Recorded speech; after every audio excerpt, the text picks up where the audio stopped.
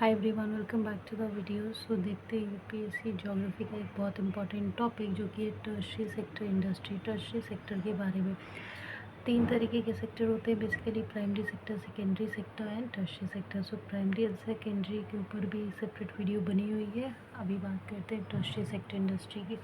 सबसे अलग इंडस्ट्री होती है क्योंकि प्राइमरी सेक्टर और सेकेंडरी सेक्टर के बीच में फिर भी एक बीच में वो दोनों डिपेंडेंट होते हैं एक दूसरे पे, क्योंकि प्राइमरी सेक्टर जो है नेचुरल रिसोर्सेज से रॉ मटेरियल बनाता है और फिर सेकेंडरी सेक्टर उसी रॉ मटेरियल से मैन्युफैक्चरिंग करके रेडीमेड क्या बनाता है, प्रोडक्ट्स बनाता है जिसको कि कंज्यूमर यूज़ करता है। लेकिन टर्शियरी सेक्टर में रॉ मटेरियल का कोई यूज़ नहीं रह जाता। यहाँ पे सर्विस सेक्टर इसको इसीलिए कहते हैं।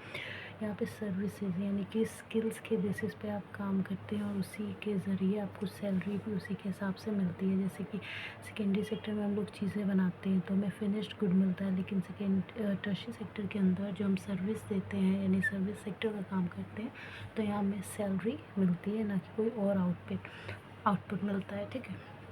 सो जो सर्विस सेक्टर होता है वो लार्जेस्ट सेक्टर है आज के टाइम पे हमारी कंट्री के अंदर भी। One of the largest sector service sector ही है बाकी दोनों सेक्टर के मुकाबले। हालांकि प्राइमरी सेक्टर पर भी 40% वर्कफोर्स डिपेंड करती है, लेकिन फिर भी उसके कंपैरिजन में टर्शियरी सेक्टर लार्जेस्ट सेक्टर है। यहाँ पे प्रोडक्शन और एक्सचेंज जो है वो आपको वेजेस एंड सैलरी के बेसिस पे मिलता है, यानी कि आप सर्विस देते हैं और आपको सैलरी मिलती है। और यहाँ पे एक्सचेंज की बात करें तो यहाँ पे ऐसा नहीं होता कि रॉ मटेरियल को कोई फाइनल गुड दिया जाता है, नहीं, यहाँ पे चीज़ों के साथ ट्रेड किया जाता है, कम्युनिकेशन किया जाता है, ट्रांसपोर्टेशन जैसी फैसिलिटीज़ या एक्टिविटी परफॉर्म की जाती है।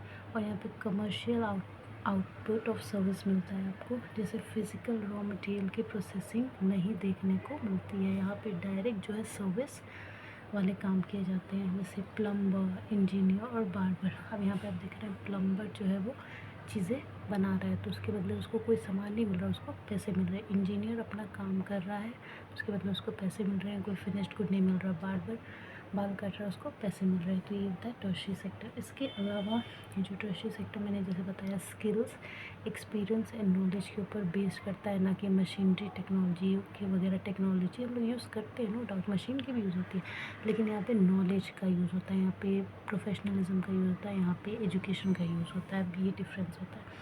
और जाहिर सी बात है कि लार्जेस्ट सेक्टर है आज के टाइम पे हमारी कंट्री के अंदर भी, तो जीडीपी में भी इसका कंट्रीब्यूशन लार्जेस्ट ही होगा बाकी सेक्टर से, क्योंकि जो सेक्टर ज़्यादा काम करेगा वही ज़्यादा कंट्रीब्यूट करेगा।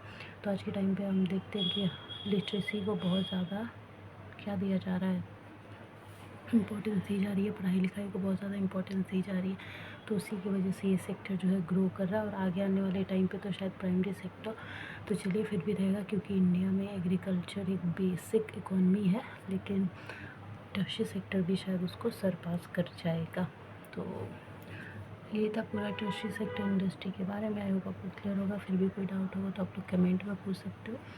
अगर ज़रूरत पड़ी तो कंप्लीट वीडियो भी डाल दिया जाएगा आपके लिए, या फिर कमेंट सेक्शन में अगर पॉसिबल हुआ तो वहाँ पे भी क्लियर कर दिया जाएगा। बाकी प्रैक्टिस करते रहिए and like and subscribe the video. Thank you.